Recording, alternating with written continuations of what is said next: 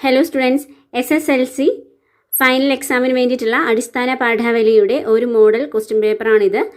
നമ്മളിതിന് മുൻപേ വേറൊരു സെറ്റ് മോഡൽ ക്വസ്റ്റ്യൻ പേപ്പർ ചെയ്തിട്ടുണ്ട്. ആ വീഡിയോ കണ്ടിട്ടില്ലാത്തവർ തീർച്ചയായും ആ സെറ്റ് A കണ്ടിട്ട് വരിക, അതിനുശേഷം ഇത് കാണുക. അപ്പോൾ ഇങ്ങനെ മാതൃക ക്വസ്റ്റ്യൻ പേപ്പേഴ്സ് നിങ്ങൾ വർക്കൗട്ട് ചെയ്യുമ്പോൾ തീർച്ചയായും നിങ്ങൾക്ക് എല്ലാ ക്വസ്റ്റ്യൻസിനും കൃത്യമായിട്ട് ഉത്തരം എഴുതാൻ തീർച്ചയായും സാധിക്കും. അപ്പോൾ ഇത് രണ്ടാമത്തെ സെറ്റാണ്. ഫസ്റ്റ് സെറ്റ് ഞാൻ അപ്ലോഡ് ചെയ്തിട്ടുണ്ട് അതിൻ്റെ ആൻസേഴ്സും. അപ്പോൾ കൃത്യമായി നിങ്ങളത് കണ്ടതിന് ശേഷം ഇത് കാണുക. ഓക്കെ, അപ്പോൾ നമുക്ക് രണ്ടാമത്തെ ക്വസ്റ്റ്യൻ പേപ്പറിൻ്റെ വിശകലനത്തിലേക്ക് പോകാം. ഇതിലെ ഫസ്റ്റ് പാർട്ട് എന്ന് പറയുന്നത് 1 മുതൽ 4 വരെയുള്ള ചോദ്യങ്ങൾക്ക് ശരിയുത്തരം തിരഞ്ഞെടുത്ത് എഴുതാനാണ്, 1 മാർക്കാണ്. അങ്ങനെ ഈ ഒരു പാർട്ടിൽ 4 ചോദ്യങ്ങൾക്ക് 4 മാർക്കാണ്. ഒന്നാമത്തെ ചോദ്യം, ആ സ്വർണ്ണ കിരീടം കൊത്തിയെടുത്ത് പൊങ്ങിപ്പറക്കാം. സ്വർണ്ണ കിരീടം എന്ന പദത്തിന്റെ ശരിയായ വിഗ്രഹാർത്ഥം ഏത്? ഓപ്ഷൻസ്: സ്വർണവും കിരീടവും, സ്വർണമാകുന്ന കിരീടം, സ്വർണമായ കിരീടം, സ്വർണം കൊണ്ടുള്ള കിരീടം. അപ്പോൾ ഓപ്ഷൻ ഡി ആണ് ഇവിടെ ഉത്തരം. സ്വർണം കൊണ്ടുള്ള കിരീടമാണ് സ്വർണ്ണ കിരീടം. ചോദ്യം 2, നിയന്ത്രണങ്ങൾ കൊണ്ട് വരിഞ്ഞു കെട്ടിയ ആ ദിനചര്യയിൽ ആർക്കും തന്നെ പരാതികൾ ഉണ്ടായിരുന്നില്ല. ആനന്ദാശ്രുക്കൾ. അടിവരയിട്ട പ്രയോഗം കൊണ്ട് അർത്ഥമാക്കുന്നത് എന്ത്? അപ്പോൾ നിയന്ത്രണങ്ങൾ കൊണ്ട് വരിഞ്ഞു കെട്ടിയ എന്ന പ്രയോഗമാണ് അടിവരയിട്ടിട്ടുള്ളത്. അപ്പോൾ ഓപ്ഷൻസ്: ആരുടെയും നിയന്ത്രണങ്ങളില്ലാത്ത, കടുത്ത നിയന്ത്രണങ്ങളിൽ ഇളവ് നൽകിയ, നിയന്ത്രിക്കാൻ ആരുമില്ലാത്ത. അപ്പോൾ നിയന്ത്രണങ്ങൾ കൊണ്ട് വരിഞ്ഞു കെട്ടുക എന്നതുകൊണ്ട് അർത്ഥമാക്കുന്നത് എന്താണ്? കടുത്ത നിയന്ത്രണങ്ങളെയാണ്. അപ്പോൾ ഓപ്ഷൻ ബി ആണ് നമ്മുടെ ഉത്തരം, കടുത്ത നിയന്ത്രണങ്ങളുള്ള എന്നതാണ് ഉത്തരം. ഇനി മൂന്നാമത്തെ ചോദ്യം, വീട് തോറുമേ കണി നിരന്നിട്ടതിൻ വിളയാടുമോ നീ എല്ലാവർക്കും അന്നപൂർണയാം ദേവി. വിഷുക്കണി എന്ന കവിതയിൽ നിന്ന് എടുത്തിട്ടുള്ള വരികളാണ്. കവിതയിലെ കുട്ടിയുടെ മനോഭാവത്തിന് അനുയോജ്യമായ പ്രസ്താവന ഏത്? ഓപ്ഷൻസ് കൊടുത്തിട്ടുള്ളത്: 1, തൻ്റെ കുടുംബത്തിൽ മാത്രം ഐശ്വര്യം ഉണ്ടാകണമെന്ന് ചിന്തിക്കുന്നു. 2, എല്ലാ വീട്ടിലും സമൃദ്ധി ഉണ്ടാകണമെന്ന് ആഗ്രഹിക്കുന്നു. 3, തൻ്റെ സുഖ സൗകര്യങ്ങളിൽ സംതൃപ്തി കണ്ടെത്തുന്നു. 4, അവനവൻ്റെ സന്തോഷത്തിൽ മാത്രം ശ്രദ്ധിക്കുന്നു. അപ്പോൾ ഇവിടെ ഓപ്ഷൻസ് കൊടുത്തിട്ടുണ്ട്: 1 മാത്രം ശരി, 2 മാത്രം ശരി, 1ഉം 3ഉം ശരി, 4 മാത്രം ശരി. നമുക്കറിയാം ഇത് 1 തെറ്റാണ്, 3 തെറ്റാണ്, 4 തെറ്റാണ്. അപ്പോൾ ശരിയായിട്ടുള്ളത് 2 മാത്രമാണ്. അപ്പോൾ ഓപ്ഷൻ ബി ആണ് നമ്മുടെ ഉത്തരം, 2 മാത്രം ശരി. അതായത് എല്ലാ വീട്ടിലും സമൃദ്ധി ഉണ്ടാകണമെന്ന് കുട്ടി ആഗ്രഹിക്കുന്നതാണ് നമുക്ക് ഈ കവിതയിൽ കാണാൻ സാധിക്കുന്നത്. ഇനി നാലാമത്തെ ചോദ്യം, മറ്റു ഭാഷകൾ കേവലം ധാത്രിമാർ, മർത്യനു പെറ്റമ്മ തൻ ഭാഷ താൻ. എൻ്റെ ഭാഷ എന്ന കവിതയിൽ നിന്ന് എടുത്തിട്ടുള്ളതാണ്. വരികളിൽ ധാത്രിമാർ എന്ന് വിശേഷിപ്പിച്ചത് ആരെയാണ്? ഓപ്ഷൻസ്: അന്യഭാഷകളെ, മർത്യരെ, പെറ്റമ്മയെ, സ്വഭാഷയെ. മറ്റു ഭാഷകൾ കേവലം ധാത്രിമാർ എന്ന് പറയുന്നത് ആരെയാണ്? അന്യഭാഷകളെയാണ്. അന്യഭാഷകളൊക്കെ വളർത്തമ്മയെ പോലെയാണ്, സ്വന്തം ഭാഷയാണ് അല്ലെങ്കിൽ മാതൃഭാഷയാണ് മനുഷ്യന് പെറ്റമ്മ. അപ്പോൾ ഇവിടെ ഓപ്ഷൻ എ ആണ് ഉത്തരം, അന്യഭാഷകളെ. ഇനി 5 മുതൽ 7 വരെയുള്ള ചോദ്യങ്ങൾക്ക് 3ഓ 4ഓ വാക്യത്തിൽ ഉത്തരം എഴുതാനാണ് അടുത്ത പാർട്ട്. ഒരു ചോദ്യത്തിന് 3 മാർക്ക് വീതം, 3 ചോദ്യങ്ങൾക്ക് 9 മാർക്കാണ് ഈ ഒരു പാർട്ടിൽ നിന്ന് ലഭിക്കുക. 5ാമത്തെ ചോദ്യം, പുഴ വെട്ടി നീന്തുന്ന വാളയ്ക്കും കര വെട്ടിച്ചാടുന്ന ഏട്ടക്കൂരിക്കും എന്തൊരു ചന്തം. ഏട്ടക്കൂരി എന്ന കവിതാഭാഗത്തിലെയാണ് ഈ വരികൾ. അതിജീവനത്തിൻ്റെ എന്തെല്ലാം സൂചനകളാണ് വരികളിൽ പ്രകടമാകുന്നത്? നിങ്ങളുടെ നിരീക്ഷണങ്ങൾ കുറിക്കുക. അപ്പോൾ നമുക്കറിയാം ഈ ഒരു ഏട്ടക്കൂരി, കെത്തളു എന്ന് പറയുന്ന ഈ ഒരു പാഠഭാഗത്തിൻ്റെ ഏട്ടക്കൂരി എന്ന് പറയുന്ന ഈ ഒരു കവിതാ ഭാഗത്ത് നിന്ന് കൊടുത്തിട്ടുള്ള ഈ വരികൾ നമുക്ക് എന്താണ് കാണാൻ സാധിക്കുന്നത്? ഏട്ടക്കൂരി മത്സ്യത്തിൻ്റെ അതിജീവനമാണ് അല്ലേ? ഒരു ഏട്ടക്കൂരി മത്സ്യത്തിൻ്റെ അതിജീവനമാണ്. മനുഷ്യൻ പുഴയിലെ മണലുകളൊക്കെ വാരി പ്രകൃതിയെ നശിപ്പിച്ചില്ലാതാക്കുമ്പോൾ മറ്റുള്ള മൃഗങ്ങൾക്ക് അല്ലെങ്കിൽ ജീവജാലങ്ങൾക്ക് എന്തൊക്കെ സംഭവിക്കുന്നു, അവയുടെ അതിജീവനം എങ്ങനെയാണെന്ന് നമ്മൾ ശ്രദ്ധിക്കാറേയില്ല. മനുഷ്യന് പോലും അത് പിന്നീട് ഭീഷണിയായി മാറുന്ന ഇത്തരം മനുഷ്യൻ്റെ നീച പ്രവർത്തനങ്ങളൊക്കെ തന്നെ എല്ലാ ജീവജാലങ്ങളെ എന്ത് ചെയ്യുന്നുണ്ട്? അത് ദോഷമായി ബാധിക്കുന്നുണ്ട്. അപ്പോൾ ഇവിടെ ഒരു ഏട്ടക്കൂരി മത്സ്യത്തിൻ്റെ അതിജീവനം, ഊത്തക്കാലത്ത് പോലും തൻ്റെ മുട്ടയിടാനുള്ള അല്ലെങ്കിൽ പ്രജനനം ചെയ്യാനുള്ള തൻ്റെ ആ ഒരു തയ്യാറെടുപ്പ് നടത്താൻ കഴിയാതെ വരുന്ന, അതിനുവേണ്ടി പരിശ്രമിക്കുന്ന, വിഫലമായ ശ്രമങ്ങൾ നടത്തുന്ന, മഴക്കാലത്ത് മാത്രം ആനന്ദം കണ്ടെത്തുന്ന ഈ ഏട്ടക്കൂരി മത്സ്യം സത്യം പറഞ്ഞാൽ മനുഷ്യൻ്റെ കൂടി ഒരു അതിജീവനത്തിൻ്റെ ഭാഗമാണ്. ഒരു മത്സ്യത്തിൻ്റെ അതിജീവനത്തിലൂടെ കഥ പറയുമ്പോൾ നമുക്ക് കാണാൻ സാധിക്കും ഇത് എന്താണ് ഒരു അധസ്ഥിത വിഭാഗത്തിൻ്റെ അല്ലെങ്കിൽ അടിച്ചമർത്തപ്പെട്ട ഒരു ജനത്തിൻ്റെ അല്ലെങ്കിൽ ഒരു ജനതയുടെ അതിജീവനത്തിൻ്റെ കൂടെ കഥയാണ് ഏട്ടക്കൂരി അല്ലെങ്കിൽ ഈ ഒരു കെത്തളു എന്ന് പറയുന്ന ഈ ഒരു പാഠഭാഗം പറയുന്നത്. അപ്പോൾ നമ്മൾ ഇവിടെ നമ്മുടെ നിരീക്ഷണങ്ങൾ എഴുതാൻ പറയുമ്പോൾ, നിരീക്ഷണക്കുറിപ്പ് എഴുതാൻ പറയുമ്പോൾ തീർച്ചയായും ഈ വരികൾ ഒരു അതിജീവനത്തിൻ്റെ സൂചനകളാണ് നൽകുന്നത്. ഒരു മത്സ്യത്തിൻ്റെ മാത്രമല്ല, മത്സ്യത്തെ ഒരു പ്രതീകമായി ചിത്രീകരിച്ചുകൊണ്ട് അതിലൂടെ അടിച്ചമർത്തപ്പെട്ട എല്ലാ തരം ജനതയോടും അവരുടെ അതിജീവനത്തിൻ്റെയും ഒക്കെ ഒരു പ്രതീകമായി ഈ ഒരു ഏട്ടക്കൂരി മത്സ്യം കടന്നു വരുന്നുണ്ട്, നമുക്ക് മനസ്സിലാക്കാൻ സാധിക്കും. അപ്പോൾ ആ ആശയങ്ങൾ ഉൾക്കൊണ്ട് വേണം നിങ്ങൾ ഈ ഒരു ചോദ്യത്തിന് ഉത്തരം എഴുതാൻ വേണ്ടിയിട്ട്. ഇനി അടുത്ത ചോദ്യം 6. ജോസ് ഇങ്ങടുത്ത് വരൂ, നിന്റെ മനസ്സിലെ ആലോചനകൾ എന്തൊക്കെയാണ് എനിക്കറിയാം. ആനന്ദാശ്രുക്കൾ. ജോസിനെ മനസ്സിലാക്കാനും അവനെ പ്രചോദനമേകാനും ഫാദർ ഫ്രാൻസിസിന് സാധിക്കുന്നുണ്ടോ? നിങ്ങളുടെ നിരീക്ഷണങ്ങൾ വ്യക്തമാക്കുക. അപ്പോൾ ഫാദർ ഫ്രാൻസിസിൻ്റെ ജോസിൻ്റെയൊക്കെ നിങ്ങൾ എന്ത് ചെയ്യണം? കഥാപാത്ര നിരൂപണങ്ങൾ കൃത്യമായി പഠിച്ചു വെക്കുക.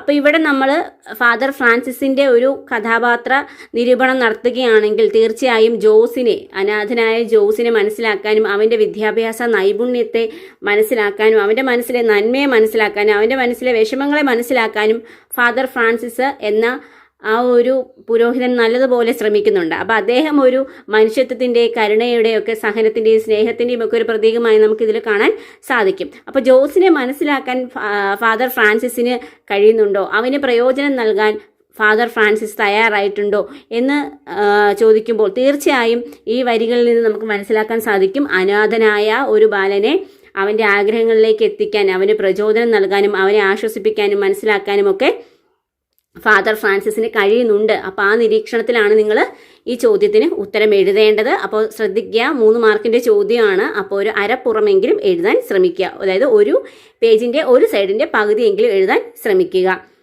ഇനി ചോദ്യം 7 ഓപ്ഷൻ ഉണ്ട്. ഓപ്ഷൻ എ, താമരപ്പൂങ്കാവനത്തിൽ താമസിക്കുന്നവളെ പഞ്ചവർണ്ണ പൈങ്കിളിയിൽ പങ്ക് റങ്കുള്ളോളെ. അതായത് ഖൽബിലെ നിലാവ് എന്ന കവിതയിൽ നിന്ന് എടുത്തിട്ടുള്ള ഏതാനും വരികളാണ് ഇവിടെ കൊടുത്തിട്ടുള്ളത്. അപ്പോൾ ഇതിൽ താമരപ്പൂങ്കാവനം, പഞ്ചവർണ്ണ കിളി തുടങ്ങിയ പ്രയോഗങ്ങൾക്ക് സന്ദർഭത്തിലുള്ള പ്രാധാന്യം കണ്ടെത്തി എഴുതുക. അപ്പോൾ തൻ്റെ നായികയെ കാത്തിരിക്കുന്ന ഒരു നായകൻ, അല്ലെ തൻ്റെ കാമുകിയെ കാത്തിരിക്കുന്ന കാമുകൻ അവളുടെ സൗന്ദര്യത്തെക്കുറിച്ച് എന്ത് ചെയ്യുകയാണ്? വർണ്ണിക്കുകയാണ്. താമരപ്പൂങ്കാവനത്തിൽ താമസിക്കുന്നവൾ എന്ന് പറയുമ്പോൾ അത്രത്തോളം സൗന്ദര്യം നിറഞ്ഞ, അത്രത്തോളം ഔന്നിത്യമുള്ള ഒരു പൂങ്കാവനമാണ് താമരകൾ നിറഞ്ഞ പൂങ്കാവനം എന്ന് പറയുന്നത്. അപ്പോൾ അത്രത്തോളം സുന്ദരമായ ഒരു സ്ഥലത്താണ് തൻ്റെ കാമുകി താമസിക്കുന്നത്. അപ്പോൾ അവൾ അത്രത്തോളം ഔന്നിത്യമുള്ളവളാണ് എന്നതാണ് അർത്ഥമാക്കുന്നത്. അതായത് താമരപ്പൂങ്കാവനത്തിലാണ് അവൾ താമസിക്കുന്നത് എന്ന് പറയുമ്പോൾ താമരപ്പൂക്കളാൽ ചുറ്റപ്പെട്ട ഒരു പൂങ്കാവനമാണ് അവളുടെ താമസ സ്ഥലം. അപ്പോൾ തൻ്റെ കാമുകി അത്രത്തോളം ശ്രേഷ്ഠയാണെന്നാണ് കാണിക്കുന്നത്. അതുപോലെ തന്നെ പഞ്ചവർണ്ണ പൈങ്കിളിയിൽ റങ്കുള്ളോളെ, അതായത് പഞ്ചവർണ്ണ പൈങ്കിളിയുടെ സൗന്ദര്യം കിട്ടിയിട്ടുള്ളവൾ എന്നാണ് അർത്ഥം. അപ്പോൾ പഞ്ചവർണ്ണ പൈങ്കിളി എത്രത്തോളം ശ്രേഷ്ഠമായിട്ടുള്ള, അത്രത്തോളം മനോഹരമായിട്ടുള്ള ഒരു പക്ഷിയാണെന്ന് നമുക്കറിയാം. അപ്പോൾ ആ പഞ്ചവർണ്ണ പൈങ്കിളിയുടെ സൗന്ദര്യത്തിൽ പോലും തുല്യതയുള്ളവളായിട്ടാണ് തൻ്റെ കാമുകിയെ ഇവിടെ കവി വർണ്ണിച്ചിട്ടുള്ളത്. അപ്പോൾ ഇവിടെ താമരപ്പൂങ്കാവനം, പഞ്ചവർണ്ണ പൈങ്കിളി തുടങ്ങിയ ഈ പ്രയോഗങ്ങൾ തൻ്റെ കാമുകിയുടെ വിശിഷ്ടമായ സൗന്ദര്യത്തെ അല്ലെങ്കിൽ അവളുടെ ആ ശ്രേഷ്ഠതയൊക്കെ എടുത്തു കാണിക്കാൻ വേണ്ടിയിട്ടാണ് ഈ പ്രയോഗങ്ങൾ ഈ സന്ദർഭത്തിൽ കവി ഉൾപ്പെടുത്തിയിട്ടുള്ളത്. ഇനി ഇവിടെ ശ്രദ്ധിക്കുക, ഇങ്ങനെ ഒരു ചോദ്യം തീർച്ചയായും ഉണ്ടായിരിക്കും. അപ്പോൾ നിങ്ങൾ കൃത്യമായത് മനസ്സിലാക്കുക. എന്നിട്ട് കൃത്യമായി നിങ്ങൾക്ക് ഈ ഭാഷ കൈകാര്യം ചെയ്യുന്നില്ല എന്നുണ്ടെങ്കിൽ ഈ ഒരു ചോദ്യത്തിന് ഉത്തരം എഴുതാൻ സാധിക്കില്ല. അപ്പോൾ 2-3 തവണ ഇത് വായിച്ചു നോക്കുക. അപ്പോൾ ക്വസ്റ്റ്യൻ ബി, പദവാക്യതലങ്ങളിലെ അഭംഗി പരിഹരിച്ച് ചുവടെ കൊടുക്കുന്ന ഗദ്യഭാഗം മാറ്റി എഴുതുക. അപ്പോൾ താഴെ തന്നിട്ടുള്ള ഗദ്യഭാഗത്തിൽ എന്തെങ്കിലുമൊക്കെ അഭംഗികൾ അല്ലെങ്കിൽ എന്തെങ്കിലും തെറ്റുകൾ ഉണ്ടാവും, അത് മാറ്റി എഴുതാനാണ് പറഞ്ഞിട്ടുള്ളത്. അപ്പോൾ നമുക്ക് വായിക്കാം. ഫിസയുടെ ആവിഷ്കാര സ്വാതന്ത്ര്യം ഭർത്താവായ ഹാഫിസിൻ്റെ നിഷേധിക്കപ്പെടുന്നത് ഒട്ടും ശരിയല്ല, അവിടെ തന്നെ തെറ്റാണ്.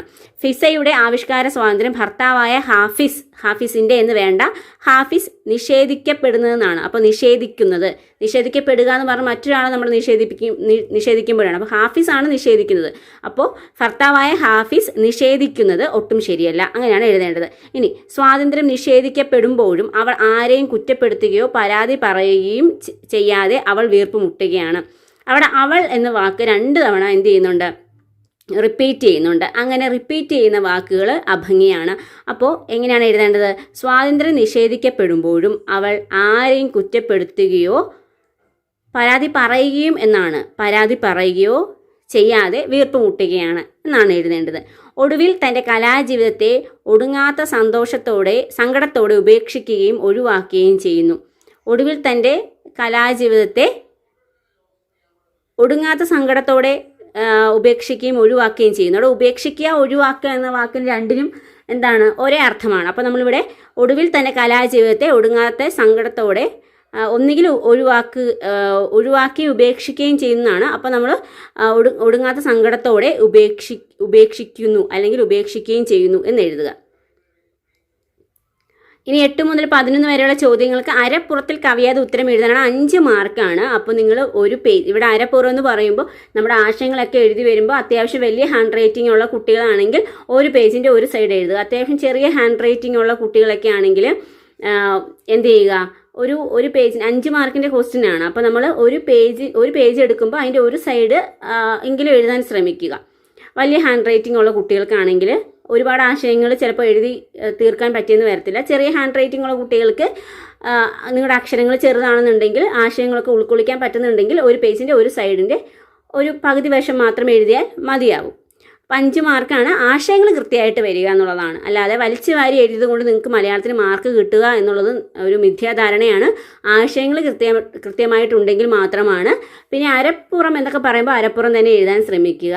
അത് കൂടുതൽ അരപ്പുറം എന്ന് പറയുമ്പോൾ ഒരു പുറം വരെ ആകുന്നത് കൊണ്ട് കുഴപ്പമില്ല. പക്ഷെ 1.5 പേജ് 2 പേജൊക്കെ എഴുതി വെക്കുന്നത് വെറുതെയാണ്. നിങ്ങളുടെ സമയം നിങ്ങൾക്ക് നഷ്ടപ്പെടാൻ സാധ്യത ഏറെയാണ്. കാരണം നിങ്ങൾക്ക് എഴുതാൻ സമയം കിട്ടിയില്ല എന്നുള്ളൊരു കംപ്ലയിൻറ്റ് പറയാം. അത് ഇതുകൊണ്ടാണ് അധികം സമയം കിട്ടാതെ വരുന്നത്. ഈ ടൈം മാനേജ്മെൻറ്റ് ഇല്ലാത്തതുകൊണ്ട്. ഇത്രയൊക്കെ അധികം എഴുതി വെക്കേണ്ട കാര്യമില്ല. മലയാളം എക്സാം ആണെന്ന് കരുതി എന്തും എഴുതി വെക്കാൻ പറ്റില്ല. ആശയങ്ങൾക്കനുസരിച്ച് അവർ പറഞ്ഞിട്ടുള്ള വേർഡ്സിൽ അത്രയും ഇത്ര വാക്കുകൾ എഴുതാൻ പറയുമ്പോൾ ഇത്ര വാക്കുകൾ ഇത്ര പേജിൽ എഴുതാൻ പറയുമ്പോൾ ഇത്ര പേജുകൾ തന്നെ ഒതുക്കാൻ പരമാവധി ശ്രമിക്കുക. നിങ്ങളുടെ ഹാൻഡ് റൈറ്റിംഗ് കൂടി അതിൻ്റെ ഒരു ഹാൻഡ് റൈറ്റിങ്ങിൻ്റെ സൈസും അനുസരിച്ച് നിങ്ങൾ എഴുതാൻ ശ്രമിക്കുക. ഇനി എങ്ങാനുമുണ്ടോ വെട്ടം, ചുറ്റുമീ ഇരുൾ നാട്ടിലൻ ചെങ്ങാതിമാർ തൻ ഗേഹം ഇപ്പോഴും ഇരുട്ടിൽ താൻ. ചെങ്ങാതിമാരെക്കുറിച്ചുള്ള ഈ കരുതലും സ്നേഹവും നമ്മുടെ സമൂഹത്തിൽ എത്രത്തോളം പ്രകടമാണ്? നിങ്ങളുടെ അഭിപ്രായം സമർത്ഥിക്കുക. അപ്പോൾ വിഷുക്കണി എന്ന കവിതയിലെ വരികളാണിത്. അപ്പോൾ വിഷുക്കണി എന്ന കവിത എൻ്റെ കുട്ടിക്കാലത്ത് അനുഭവിച്ചിട്ടുള്ള അല്ലെങ്കിൽ ചിന്തിച്ചിട്ടുള്ള ഒരു കാര്യത്തെക്കുറിച്ചാണ് പറയുന്നത്. കവിയെ വിഷുക്കണി കാണിക്കാനായിട്ട് അമ്മ കൊണ്ടുവരുമ്പോൾ അറിയാതെ കണ്ണു തുറന്ന് പോവുകയും ആ കാഴ്ചയിൽ തൻ്റെ ചുറ്റുമുള്ള അല്ലെങ്കിൽ തൻ്റെ ചുറ്റും ഉള്ള ചങ്ങാതിമാരുടെ കൂരകളിലൊക്കെ തന്നെ ഇരുട്ടാണെന്ന് തിരിച്ചറിയുകയും തനിക്ക് മാത്രമാണ് ഈ ഒരു കണ്ണിയുടെ ചുറ്റുമുള്ള ഇത്തിരി വെട്ടത്തിലെ ആ വെളിച്ചം കാണാൻ സാധിക്കുന്നതെന്നും മറ്റുള്ള വീടുകളിലൊക്കെ ഇപ്പോഴും അവർക്ക് വിഷുവോ അവർക്ക് കണിയോ ഒന്നുമില്ല, അവരിപ്പോഴും ഇരുട്ടിലാണ് എന്ന് തിരിച്ചറിയുന്ന കുട്ടിയുടെ ഒരു ചിന്തയാണിത്. അപ്പോൾ എങ്ങാനും ഉണ്ടോ വെട്ടം? എവിടെയും വെട്ടമില്ല, ചുറ്റും ഇരുളാണ്. അപ്പോൾ തൻ്റെ ചങ്ങാതിമാരുടെ വീടുകളൊക്കെ തന്നെ ഇരുട്ടിലാണ്. അപ്പോൾ തനിക്ക് കണി കാണാൻ സാധിക്കുക, തനിക്ക് വിഷു ആഘോഷിക്കാൻ സാധിക്കുക, അതിൻ്റെ വിഷു സദ്യ ഉണ്ണാൻ സാധിക്കുക, അല്ലെങ്കിൽ വിഷുവിന് സന്തോഷിക്കാൻ സാധിക്കുക, ഇതൊക്കെ ഒരു കുട്ടിയെ സംബന്ധിച്ചിടത്തോളം വലിയ കാര്യമാണ്, അല്ലെങ്കിൽ അവനെ ആഹ്ലാദിക്കുന്ന കാര്യമാണ്. അപ്പോൾ മനസ്സിൽ നന്മയുള്ള കുട്ടികൾക്ക് മാത്രമാണ് താൻ അല്ലെങ്കിൽ തൻ്റെ എന്നുള്ളൊരു സ്വാർത്ഥത ഇല്ലാതെ തനിക്ക് ചുറ്റുമുള്ളവരെ കൂടി കരുതാൻ സാധിക്കുന്നത്. അപ്പോൾ ഇതിലെ കുട്ടി തൻ്റെ ചങ്ങാതിമാരുടെ വീടുകളിലൊന്നും വിഷുക്കണിയില്ല, അവിടെയൊക്കെ കൂരിരുളാണ്, ആ കൂരകളിലൊക്കെയും വിഷുക്കണിയുടെ യാതൊരുവിധ വെട്ടവും കാണുന്നില്ല എന്ന് മനസ്സിലാക്കിയ കുട്ടി സങ്കടപ്പെടുകയാണ്, അതോർത്ത് വിഷമിക്കുകയാണ്. അപ്പോൾ ഇന്നത്തെ കാലഘട്ടത്തിൽ നമ്മുടെ സമൂഹത്തിൽ എത്രത്തോളം ഇത് പ്രകടമാണ്, സ്നേഹവും കരുതലുമൊക്കെ എത്രത്തോളം പ്രകടമാണെന്ന് ചോദിച്ചു കഴിഞ്ഞാൽ തീർച്ചയായും കുറവാണെന്ന് പറയേണ്ടി വരും. പണ്ടത്തെ കാലത്തെ അപേക്ഷിച്ച് ഇന്നത്തെ കാലഘട്ടത്തിൽ കുട്ടികൾ പരസ്പര സ്നേഹം, വിശ്വാസം അല്ലെങ്കിൽ ആ ചേർത്ത് പിടിക്കൽ, കരുതലൊക്കെ വളരെ കുറവാണ്. ഇല്ല എന്ന് നമുക്ക് തീർത്തും പറയാൻ സാധിക്കില്ല എങ്കിലും വളരെ കുറവാണെന്ന് പറയേണ്ടി വരും. അപ്പോൾ നമുക്ക് തീർച്ചയായും എഴുതാൻ സാധിക്കും. ഇന്നത്തെ സമൂഹത്തിൽ ഈ ഒരു കവിയുടെ ആ ഒരു ചിന്താഗതി വെച്ച് നോക്കുമ്പോൾ ഇന്നത്തെ സമൂഹത്തിൽ സ്വാർത്ഥരാണ് കുറച്ചുകൂടെ കുട്ടികൾ. അപ്പോൾ ആ മനോഭാവമൊക്കെ മാറ്റിയെടുക്കേണ്ടത് അത്യന്താപേക്ഷിതമാണ്. ഈ ഒരു കാര്യങ്ങളൊക്കെ വെച്ച് വേണം, ഈ ആശയത്തെ മുൻനിർത്തി വേണം നിങ്ങൾ എന്ത് ചെയ്യാൻ വേണ്ടിയിട്ട്, നിങ്ങളുടെ സ്വാഭിപ്രായക്കുറിപ്പ് തയ്യാറാക്കാൻ വേണ്ടിയിട്ട്. ഇനി 9ാമത്തെ ചോദ്യം, ചിത്രം വരയുന്നവര് മിണ്ടാറില്ലേ, മിണ്ടിയ വര തെറ്റുമോ? അയാൾ അവളോട് ചോദിച്ചു. ഇതിന് അഹങ്കാരം എന്നാ പറയാ. വലിയ ആളുകളി. ഒരു ചായ വേണം നിക്ക്, ഒരു ചായ. ചിത്രകാരി. കഥയും സന്ദർഭവും വിശകലനം ചെയ്ത് ഹാഫിസ് എന്ന കഥാപാത്രത്തിന്റെ സ്വഭാവ സവിശേഷതകൾ കണ്ടെത്തി കുറിപ്പ് തയ്യാറാക്കുക. അപ്പോൾ ഈ ഹാഫിസ് എന്ന കഥാപാത്രത്തിന്റെ, അതുപോലെ തന്നെ ചിത്രകാരി എന്ന ഈ ഒരു പാഠഭാഗത്ത് ഹാഫിസ്, ഹാഫിസിന്റെ ഉമ്മ ഫിസ, അതുപോലെ തന്നെ ഹാഫിസിന്റെ ഉപ്പ, ഇത്രയും പേരുടെ കഥാപാത്രങ്ങൾ നിങ്ങൾ കൃത്യമായി പഠിച്ചു വെക്കുക. അവരുടെ കഥാപാത്ര നിരൂപണങ്ങൾ തീർച്ചയായും ഏതെങ്കിലും ഒരെണ്ണം കൃത്യമായിട്ട് വരുന്നതാണ്. അപ്പോൾ അത്രയും ഈ ഒരു പാഠഭാഗത്തിൽ ഈ 4 കഥാപാത്രങ്ങളുടെയും പ്രാധാന്യമുണ്ട്. അപ്പോൾ ഇവിടെ നോക്കുക, ഹാഫിസ് എന്താണ്, തൻ്റെ ഭാര്യയായിട്ടുള്ള ഫിസയെ എല്ലാവരും ഇങ്ങനെ പുകഴ്ത്തി പറയുമ്പോൾ അതിൽ അസംതൃപ്തനാവുകയും അതിലൊരു അസഹിഷ്ണുത കാണിക്കുകയും ഒക്കെ ചെയ്യുന്ന ഒരു കഥാപാത്രമാണ്. പുരുഷ മേധാവിത്വ അല്ലെങ്കിൽ പുരുഷ കേന്ദ്രീകൃത ഒരു കുടുംബത്തിൽ നിന്ന് വരുന്ന ആ ഒരു പശ്ചാത്തലമുള്ള ഹാഫിസിന് ഇതൊന്നും അംഗീകരിച്ചു കൊടുക്കാൻ കഴിയുന്നില്ല. ഫിസയുടെ കഴിവിനെയോ കലയോ ഒന്നും അംഗീകരിച്ചു കൊടുക്കാൻ കഴിയുന്നില്ല. അപ്പോൾ അതുകൊണ്ടാണ് അവൾ പലപ്പോഴും ചോദിക്കുന്ന ചോദ്യങ്ങൾക്ക് മറുപടി പറയാതെയും തൻ്റെ അതിഥികളെ ഒന്നും സ്വീകരിക്കാതെയും വരികയും ചെയ്യുമ്പോൾ ഹാഫിസ് പൊട്ടിത്തെറിക്കുകയാണ്. ഈ ചിത്രം വരയുന്നവരൊന്നും മിണ്ടാറില്ലേ, മിണ്ടിയാൽ എന്താ, ചിത്രം വര തെറ്റിപ്പോകുമോ, പക്ഷെ നീ സംസാരിക്കാതിരിക്കുന്നത് അഹങ്കാരം കൊണ്ടാണ് എന്നൊക്കെയാണ് ഇദ്ദേഹം പറയുന്നത്. പക്ഷെ സത്യത്തിൽ മൗനം പാലിക്കുകയാണ്. ഇതിൽ നിന്നൊക്കെ ഒഴിഞ്ഞു മാറുകയാണ് ഫിസ ചെയ്യുന്നത്. തനിക്ക് കുടുംബവും കലയും ഒരേപോലെ കൊണ്ടുപോകണമെന്ന് ആഗ്രഹമുള്ളത് കൊണ്ടാണ് ഫിസ ഒരു പൊട്ടിത്തെറിക്ക് നിൽക്കാതെ ഇതൊക്കെ മൗനം പാലിച്ച് എല്ലാം സഹിക്കുന്നത്. അപ്പോൾ ഇതിൽ ഹാഫിസിൻ്റെ പുരുഷ മേധാവിത്വ ഒരു ചിന്താഗതി നമുക്ക് കാണാൻ സാധിക്കും. അതുപോലെ തന്നെ മറ്റുള്ളവരുടെ കഴിവിനെ അംഗീകരിക്കാത്ത, പ്രത്യേകിച്ച് സ്ത്രീകളുടെ കഴിവിനെ അംഗീകരിക്കാത്ത ഒരു മനോഭാവവും നമുക്ക് വീക്ഷിക്കാൻ സാധിക്കും. അപ്പോൾ ഹാഫിസിൻ്റെ കഥാപാത്ര നിരൂപണം ഞാൻ അപ്ലോഡ് ചെയ്തിട്ടുണ്ട്. അപ്പോൾ കൃത്യമായി നിങ്ങൾ എന്ത് ചെയ്യുക, അത് കാണുക. ലിങ്ക് കിട്ടിയില്ലെങ്കിൽ നിങ്ങൾ കമൻറ്റ് ചെയ്താൽ തീർച്ചയായും അതിൻ്റെ ലിങ്കൊക്കെ അയച്ചു തരാവുന്നതാണ്. ഇനി 10ാമത്തെ ചോദ്യത്തിന് ഓപ്ഷൻ ഉണ്ട്, എയും ബിയും. അവന് ഏറ്റവും മനപീഡ തോന്നിയിരുന്നത് കുട്ടികളുടെ ഇടയിൽ വഴക്കുകൾ ഉണ്ടാകുമ്പോൾ സഹപാഠികൾ അവനെ ആരുമില്ലാത്തവനെന്ന് വിളിച്ച് അപഹസിക്കുമ്പോഴായിരുന്നു. കൊച്ചു മനസ്സുകൾ ഒരിക്കലും വേദനിച്ചുകൂടാ. ആനന്ദാശ്രുക്കൾ. കഥാസന്ദർഭങ്ങൾ നൽകുന്ന തിരിച്ചറിവുകൾ എന്തെല്ലാം കുറിപ്പ് തയ്യാറാക്കുക. അപ്പോൾ ഇവിടെ നോക്കുക, ഇവിടെ ജോസ് അനാഥനായി മാറുകയാണ്. അപ്പോൾ ജോസ്, ആനന്ദാശ്രുക്കൾ എന്ന ഒരു പാഠഭാഗത്തിലെ വാക്കുകളാണിത്, സന്ദർഭങ്ങളാണിത്. അപ്പോൾ ജോസ് അനാഥനാണ്, അവന് അനാഥാലയത്തിലാണ് ജീവിക്കുന്നത്. പക്ഷെ അവന് സ്കൂളിൽ കൂട്ടുകാരോ അല്ലെങ്കിൽ കളിക്കാൻ കൂടെ ആരും തയ്യാറാവുകയോ ഒന്നും ചെയ്യുന്നില്ല. അവൻ്റെ സഹപാഠികളൊക്കെ അവനെ ആരുമില്ലാത്തവനെന്ന് വിളിച്ച് കളിയാക്കുകയും അവനെ പരിഹസിക്കുകയൊക്കെ ചെയ്യുമ്പോൾ അവന് ഏറ്റവും കൂടുതൽ വേദന ഉണ്ടാകാറുണ്ട്. അപ്പോൾ ഇതൊക്കെ അവൻ എന്ത് ചെയ്യും, ഫാദർ ഫ്രാൻസിസിനോടാണ് അവൻ പറയാറുള്ളത്. അപ്പോൾ അതുപോലെ തന്നെ ഇവിടെ കൊച്ചു മനസ്സിൽ ഒരിക്കലും വേദനിച്ചുകൂടാ എന്നുള്ളൊരു വാക്കും പറയുന്നുണ്ട്. അപ്പോൾ ഇതിൽ നിന്നൊക്കെ നമുക്ക് മനസ്സിലാക്കാൻ സാധിക്കുന്നത് എന്താണ്, കുട്ടികളുടെ മനസ്സിൽ അല്ലെങ്കിൽ ചെറിയ പ്രായത്തിൽ ബാല്യകാലത്തിലൊക്കെ ഉണ്ടാകുന്ന മുറിവുകൾ, അത് വാക്കുകൾ കൊണ്ടുള്ള മുറിവുകൾ ഏറ്റവും കൂടുതൽ അവരെന്ത് ചെയ്യും, അവരുടെ ജീവിതത്തിൽ ഉടനീളം അവർക്കത് വേദന തന്നെ കൊടുത്തുകൊണ്ടിരിക്കും. അപ്പോൾ കുട്ടികളുടെ ആ ഒരു ബാല്യകാലം ഒരിക്കലും നശിപ്പിച്ചുകൂടാ. ബാല്യകാലം എന്നത് അവരെ ഒരുപാട് സന്തോഷിക്കുകയും ആനന്ദിക്കുകയും അവർ ആ ഒരു പാറിപ്പറന്ന് നടക്കുകയൊക്കെ സ്വാതന്ത്ര്യമൊക്കെ അനുഭവിച്ച് പാറിപ്പറന്ന് നടക്കേണ്ട പ്രായമാണ്. അപ്പോൾ ആ പ്രായത്തിൽ അല്ലെങ്കിൽ ആ ഒരു കാലഘട്ടത്തിൽ ലഭിക്കുന്ന സൗഹൃദങ്ങൾ, സ്നേഹം, ഇതൊന്നും അവർ മറക്കാറില്ല. അപ്പോൾ ഈ ഒരു കാലഘട്ടത്തിലാണ് ഫ്രാൻസിസിന് പലതരത്തിലുള്ള താൻ അനാഥനാണ്, തനിക്ക് ആരുമില്ല, താൻ അനാഥാലയത്തിലാണെന്നൊക്കെയുള്ള പരിഹാസങ്ങളും മറ്റുമൊക്കെ അവൻ നേരിടേണ്ടി വരുന്നത്.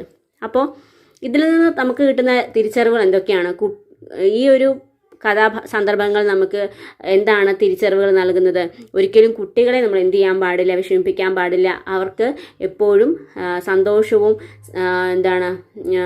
അവർക്ക് ഒരുപാട് സ്വപ്നങ്ങളുണ്ട്. അതുപോലെ തന്നെ അവർക്ക് ഒരുപാട് സ്വാതന്ത്ര്യം കൊടുക്കേണ്ടതുണ്ട്. അതുപോലെ തന്നെ അവർക്ക് അവരുടേതായിട്ടുള്ള ആ ഒരു ലോകത്തെ പാറിപ്പറന്ന് നടക്കേണ്ടതുണ്ട്. അപ്പോൾ കളങ്കമറിയാത്ത, തെറ്റെന്തെന്ന് അറിയാത്ത, തിന്മ എന്തെന്നറിയാത്ത ഒരു പ്രായമാണ് ഈ ബാല്യകാലം എന്ന് പറയുന്നത്. അപ്പോൾ ബാല്യകാലത്തിൽ ഒരിക്കലും വാക്കുകൾ കൊണ്ടോ പ്രവൃത്തി കൊണ്ടോ കുട്ടികളുടെ മനസ്സിൽ ഒരു മുറിവേൽപ്പിക്കാതിരിക്കുക എന്നൊരു പാഠം ഇതിൽ നമുക്ക് വായിച്ചെടുക്കാൻ സാധിക്കും. അപ്പോൾ നിങ്ങൾ ഈ ആശയങ്ങളൊക്കെ ഉൾക്കൊള്ളിച്ചുകൊണ്ട് നിങ്ങളുടേതായിട്ടുള്ള അഭിപ്രായം കൂടി ഉൾപ്പെടുത്തി വേണം ഇതിന് കുറിപ്പ് തയ്യാറാക്കാൻ വേണ്ടിയിട്ട്. ഇനി ചോദ്യം ബി ആണ്. ഉന്നത ബിരുദങ്ങൾ നേടി എന്നതുകൊണ്ട് ഒരാൾക്ക് ആവശ്യത്തിൽ അവഗാഹം ഉണ്ടായി എന്ന അർത്ഥമില്ല. അവഗാഹം രൂപപ്പെടാൻ സ്വന്തം ഭാഷയിൽ കാര്യങ്ങൾ മനസ്സിലാക്കലാണ്. വിജ്ഞാന ഭാഷയും വൈജ്ഞാനിക സമൂഹവും. ഏതൊരു വേദവും ഏതൊരു ശാസ്ത്രവും ഏതൊരു കാവ്യവും ഏതൊരാൾക്കും ഹൃത്തിൽ പതിയണമെങ്കിൽ സ്വഭാഷതൻ വക്ത്രത്തിൽ നിന്നുതാൻ കേൾക്ക വേണം എൻ്റെ ഭാഷ. അപ്പോൾ ഈ രണ്ട് രചനാഭാഗങ്ങളും താരതമ്യം ചെയ്ത് കുറിപ്പ് തയ്യാറാക്കാനാണ് പറഞ്ഞിട്ടുള്ളത്. അപ്പോൾ ഈ രണ്ട് രചനാഭാഗങ്ങൾ നോക്കുക. ഒന്നാമത്തെ രചനയിൽ വിജ്ഞാന ഭാഷയും വൈജ്ഞാനിക സമൂഹവും എന്ന് പറയുന്ന ആ ഒരു പാഠഭാഗത്തിൽ എന്താണ് പറയുന്നത്? ഒരുപാട് ഉന്നത ബിരുദങ്ങളൊക്കെ, ഒരുപാട് കഴിവുകൾ അല്ലെങ്കിൽ ഒരുപാട് ഡിഗ്രീസൊക്കെ, ഒരുപാട് നമ്മൾ ബിരുദങ്ങളൊക്കെ വാരിക്കൂട്ടിയെങ്കിലും നമുക്ക് വൈജ്ഞാനികമായ ഒരു അവഗാഹം ഒരു വിഷയത്തിൽ ഉണ്ടാകണമെങ്കിൽ, അല്ലെങ്കിൽ നമ്മുടെ ഹൃദയത്തോട് ചേർത്ത് വെച്ച് നമുക്കൊരു അവഗാഹം ഉണ്ടാകണം, ഒരു വിഷയത്തിൽ അവഗാഹം ഉണ്ടാകണമെങ്കിൽ നമുക്ക് എന്താണ്, സ്വഭാഷയിൽ തന്നെ അത് പഠിക്കേണ്ടി വരും. എത്രയൊക്കെ അറിവുകൾ നേടിയാലും സ്വന്തം ഭാഷയിൽ ആ അറിവ് നേടുമ്പോഴാണ് അത് ഹൃദയത്തോട് ചേർത്ത് വെക്കാൻ സാധിക്കുന്നത് എന്നാണ് വിജ്ഞാന ഭാഷയും വൈജ്ഞാനിക സമൂഹവും എന്ന രചനാഭാഗത്ത് മനസ്സിലാക്കാൻ സാധിക്കുന്നത്. അതുപോലെ തന്നെ എൻ്റെ ഭാഷ എന്ന ഈ ഒരു കവിതയിൽ എന്താണ് പറയുന്നത്? ഏതൊരു വേദവും, എത്ര ഗഗനമായിട്ടുള്ള ഒരു വേദവും ശാസ്ത്രവും കാവ്യവും ഒക്കെ ഒരാളുടെ ഹൃത്തിൽ പതിയണമെങ്കിൽ, മനസ്സിൽ പതിയണമെങ്കിൽ സ്വന്തം ഭാഷയിൽ നിന്ന് തന്നെ അത് മനസ്സിലാക്കണം, സ്വന്തം ഭാഷയിൽ തന്നെ അത് ഗ്രഹിക്കണം എന്നാണ് പറയുന്നത്. അപ്പോൾ ഇതിൽ നമുക്ക് എന്താണ് കാണാൻ സാധിക്കുന്നത്? രണ്ട് രചനാഭാഗങ്ങളും ഏകദേശം സമാനമായിട്ടുള്ള ആശയമാണ് കൈകാര്യം ചെയ്യുന്നത്. എന്താണ്? മാതൃഭാഷയുടെ പ്രാധാന്യം, മാതൃഭാഷ ഒരു മനുഷ്യന് എത്രത്തോളം പ്രധാനപ്പെട്ടതാണ്, മാതൃഭാഷയിലൂടെ പഠിക്കുന്ന ഒരു കാര്യം മനുഷ്യനെ എപ്രകാരമാണ് സംശീകരിക്കുന്നത്, അതുപോലെ തന്നെ മാതൃഭാഷയിലൂടെ പഠിക്കുമ്പോഴാണ് മനുഷ്യന് തലച്ചോറിൽ പതിയുന്ന കാര്യം ഹൃദയത്തിൽ പതിയുന്നത് തൻ്റെ മാതൃഭാഷയിൽ പഠിക്കുമ്പോഴാണ്, അല്ലെങ്കിൽ അറിയുമ്പോഴാണ്. അറിവുകൾ എപ്പോഴും മാതൃഭാഷയിലാണ് അറിയേണ്ടത് എന്നിങ്ങനെയുള്ള കുറേ കാര്യങ്ങൾ മാതൃഭാഷയുടെ മഹത്വത്തെയും ഒക്കെയാണ് ഈ ഒരു രണ്ട് രചനാഭാഗങ്ങളിലും പറയുന്നത്. അപ്പോൾ നിങ്ങൾ എഴുതേണ്ടത് രണ്ട് രചനാഭാഗങ്ങളും ഏകദേശം സമാനമായിട്ടുള്ള ആശയമാണ് പങ്കുവയ്ക്കുന്നത്. മാതൃഭാഷയുടെ മഹത്വത്തെക്കുറിച്ചാണ്. അപ്പം മാതൃഭാഷയുടെ മഹത്വത്തെക്കുറിച്ചും മാതൃഭാഷ ഒരു മനുഷ്യന് എത്രത്തോളം പ്രധാനപ്പെട്ടതാണ് എന്നുള്ളതും മാതൃഭാഷ എത്രത്തോളം വളർന്നു വരണമെന്നതും അതുപോലെ തന്നെ മാതൃഭാഷ നേരിടുന്ന വെല്ലുവിളികളും അതിനെ നമുക്ക് എങ്ങനെയൊക്കെ അതിജീവിക്കാം എന്നുള്ളതും ഉൾപ്പെടുത്തിക്കൊണ്ടാണ് നിങ്ങളൊരു കുറിപ്പ് തയ്യാറാക്കേണ്ടത്. ഇനി 11ാമത്തെ ചോദ്യമാണ്. ഗദ്യഭാഗം വായിച്ച് ചുവടെ കൊടുത്തിരിക്കുന്ന ചോദ്യങ്ങൾക്ക് ഉത്തരം എഴുതുക. അജ്ഞതയുടെയും ദാരിദ്ര്യത്തിൻ്റെയും അരാജകത്വത്തിൻ്റെയും ഫലമായി ഇവിടെ വേരുറച്ച് പോയിരുന്ന ജാതി മത ഭാഷാ പ്രദേശഭേദങ്ങളെ അങ്ങനെ തന്നെ സംരക്ഷിക്കുവാനും തരം പോലെ ഊട്ടി വളർത്താനുമാണ് ബ്രിട്ടീഷ് ഭരണം യത്നിച്ചത്. ഭിന്നിപ്പിച്ച് ഭരിക്കുകയായിരുന്നല്ലോ അവരുടെ രാഷ്ട്രതന്ത്രം. ജന്മസിദ്ധങ്ങളെന്ന് കരുതപ്പെടുന്ന ഈ അസമത്വങ്ങളെ തുടച്ചു നീക്കുക എന്നത് ഇന്ത്യയിലെ സ്വാതന്ത്ര്യ സമരത്തിൻ്റെ തന്നെ ഒരു ഭാഗമായിരുന്നു. നമ്മുടെ സ്വാതന്ത്ര്യ സമരം വിദേശീയരായ ഭരണാധികാരികളുടെ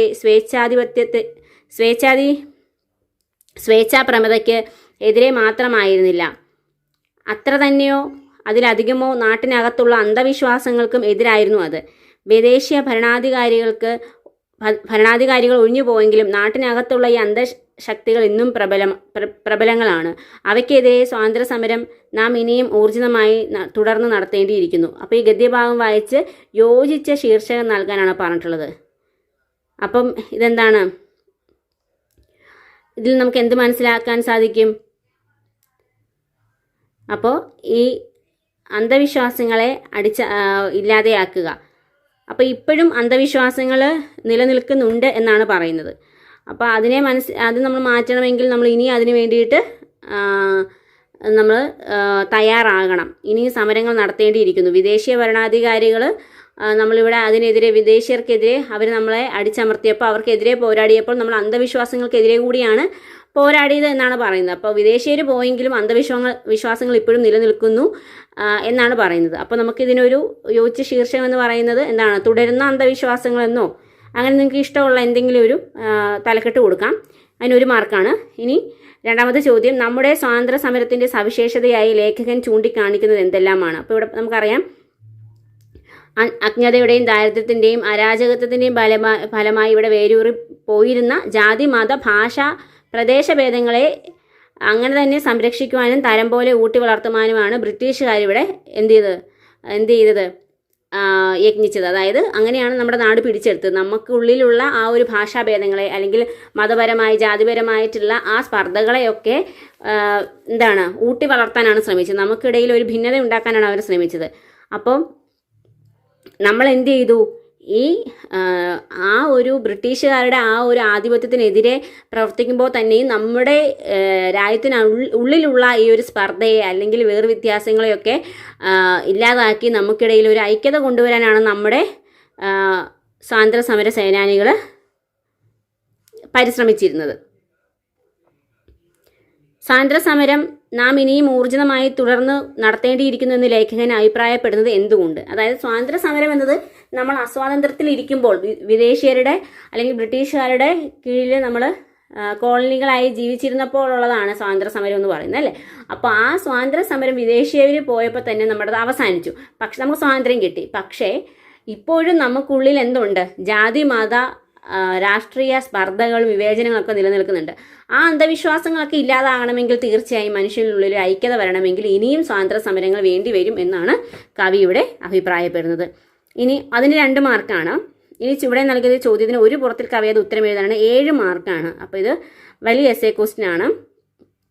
12ാമത്തെ ചോദ്യത്തിന് ഓപ്ഷൻസ് ഉണ്ട്. എ, പക്ഷിശാസ്ത്രക്കാരൻ എങ്കിലും നമുക്ക് തണലേകിയ വനം വെട്ടിയതാരായിരിക്കും? നമ്മുടെ താവളത്തിന്റെ വേര് തോണ്ടുന്ന രാക്ഷസന്മാർ.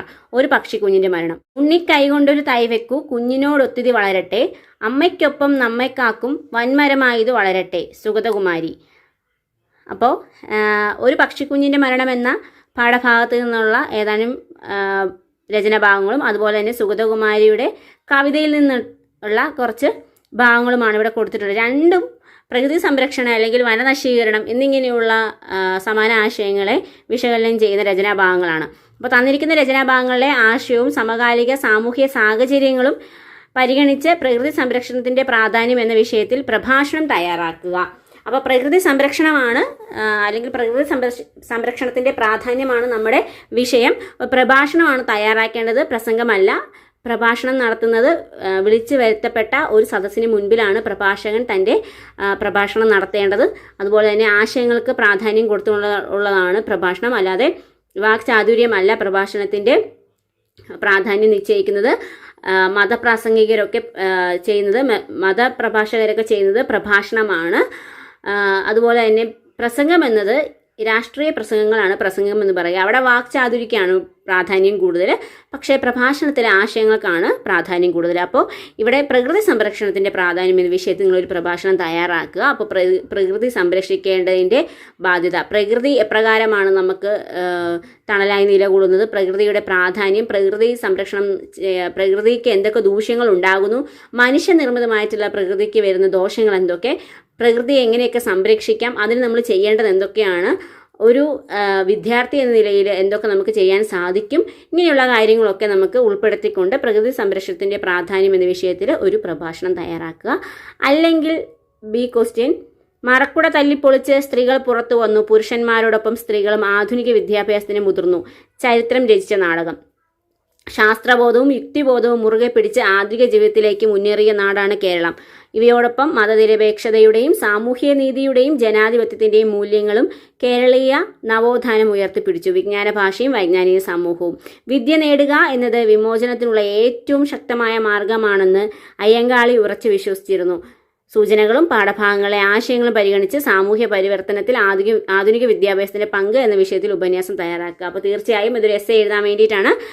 അപ്പോൾ ഉപന്യാസം എന്ന് പറയുമ്പോൾ ആദ്യം തന്നെ എന്ത് ചെയ്യണം, കൃത്യമായിട്ട് ഒരു ഹെഡിങ് ഉണ്ടായിരിക്കണം. അപ്പോൾ ഇവിടെ സാമൂഹ്യ പരിവർത്തനത്തിൽ ആധുനിക വിദ്യാഭ്യാസത്തിൻ്റെ പങ്ക് എന്നുള്ളതാണ് തലക്കെട്ട്. അത് കൊടുക്കുക, ശീർഷകം കൊടുക്കുക. അതിനുശേഷം എന്ത് ചെയ്യുക, ആമുഖം കൊടുക്കുക. അതായത് ഈ വിഷയം ഒറ്റ നോട്ടത്തിൽ മനസ്സിലാവുന്ന രീതിയിലായിരിക്കണം എന്ത് ചെയ്യുക, ഒരു ആമുഖം കൊടുക്കേണ്ടത്. അതിനുശേഷം നിങ്ങൾ ഈ വിഷയവുമായി ബന്ധപ്പെട്ട നിങ്ങളുടെ ആശയങ്ങൾ ഓരോന്നും അടുത്ത ഓരോ പാരഗ്രാഫായി എഴുതുക. അവസാനം ഉപസംഹരിക്കുന്ന രീതിയിൽ, ഉപസംഹാരം ആമുഖമെന്നൊന്നും നിങ്ങൾ ഹെഡിങ് കൊടുക്കണ്ട, പക്ഷേ ഉപസംഹാരമാണ് എന്ന് തോന്നിക്കുന്ന രീതിയിൽ നിങ്ങളുടെയും കൂടെ ആശയങ്ങൾ ഈ ഒരു വിഷയത്തിൽ ക്രോഡീകരിച്ചുകൊണ്ട് ഉപസംഹരിച്ചുകൊണ്ട് ഉപന്യാസം അവസാനിപ്പിക്കുക. അപ്പോൾ ഇവിടെ വിദ്യാഭ്യാസത്തിൻ്റെ പങ്ക് സാമൂഹ്യ പരിഷ്കരണം അല്ലെങ്കിൽ സാമൂഹ്യ പരിവർത്തനം. നമുക്കറിയാം പണ്ട് കാലം മുതൽ വിദ്യയിലൂടെയാണ് എല്ലാവരും പ്രബുദ്ധരായിട്ടുള്ളത്, അല്ലേ? അപ്പോൾ വിദ്യയിലൂടെ പ്രബുദ്ധരാകുക, വിദ്യ നേടിയാണ് നമ്മൾ എല്ലാവരും എന്ത് ചെയ്തിട്ടുള്ളത്, പ്രബുദ്ധരായിട്ടുള്ളത് അല്ലെങ്കിൽ അറിവുള്ളവരായി മാറിയിട്ടുള്ളത്. നമ്മൾ എന്തെങ്കിലുമൊക്കെ മാറ്റങ്ങൾ വരണമെങ്കിൽ നമ്മൾ വിദ്യാഭ്യാസം നേടുക തന്നെ വേണം. അപ്പോൾ നമ്മൾ പണ്ട് കാലം മുതലേ നമ്മുടെ സമൂഹത്തിലുണ്ടായ പരിവർത്തനങ്ങളൊക്കെ തന്നെ മത നിരപേക്ഷതയാണെങ്കിലും മതങ്ങളിലുള്ള പലതരത്തിലുള്ള അന്ധവിശ്വാസങ്ങളാണെങ്കിലും അതുപോലെ തന്നെ സാമൂഹികമായും രാഷ്ട്രീയമായും സാമ്പത്തികമായും നിലനിന്നിരുന്ന പലതരത്തിലുള്ള വിവേചനങ്ങളും സ്പർദ്ധകളും ഒക്കെ ഇല്ലാതായത്, പലതരത്തിലുള്ള അന്ധവിശ്വാസങ്ങളും നീചമായിട്ടുള്ള പലതരത്തിലുള്ള ആചാരങ്ങളും ഒക്കെ ഇല്ലാതായത് പകുതിയിലേറെയും വിദ്യാഭ്യാസത്തിലൂടെയായിരുന്നു. വിദ്യാഭ്യാസത്തിലൂടെ തന്നെയാണ് സാമൂഹ്യ പരിവർത്തനം നടന്നിട്ടുള്ളത്. അപ്പോൾ ഈ സാമൂഹ്യ പരിവർത്തനം അല്ലെങ്കിൽ സാമൂഹ്യപരമായിട്ടുള്ള ഒരു മാറ്റം ഉണ്ടായിട്ടുള്ളത് വിദ്യാഭ്യാസത്തിലൂടെയാണ്. അപ്പോൾ ഈ ഒരു മനുഷ്യനെ മതത്തിൻ്റെ പേരിലും രാഷ്ട്രീയത്തിൻ്റെ പേരിലും അതുപോലെ തന്നെ സമ്പത്തിൻ്റെ പേരിലും സാമൂഹ്യമായും ജാതിപരമായും ഒക്കെ മാറ്റി നിർത്തുക എന്നുള്ളത് വളരെ വലിയ തെറ്റാണ്. അപ്പോൾ അങ്ങനെയൊക്കെയുള്ള ഒരു സാഹചര്യം നമ്മുടെ ഇവിടെ നിലനിൽക്കുന്നുണ്ടായിരുന്നു. പണ്ട് മുതലേ കേരളത്തിൽ നിലനിന്നിരുന്ന അന്ധവിശ്വാസങ്ങളുടെയും അനാചാരങ്ങളുടെയൊക്കെ പിന്നിൽ ഇതുപോലെയുള്ള സ്പർദ്ധകളൊക്കെ നിലനിന്നതുകൊണ്ടാണ്.